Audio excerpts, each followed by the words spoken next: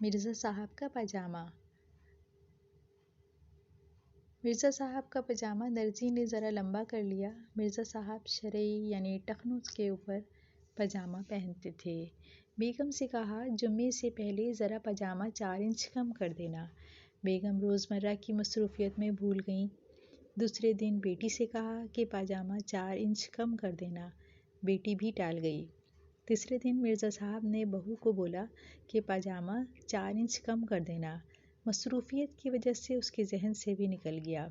حتیٰ کہ جمعے کا دن آن پہنچا تو اچانک بیگم صاحبہ کو خیال آیا کہ آج جمعہ ہے اور مرزا صاحب نیا پاجامہ پہن کر جمعہ ادا کرنے جائیں گے۔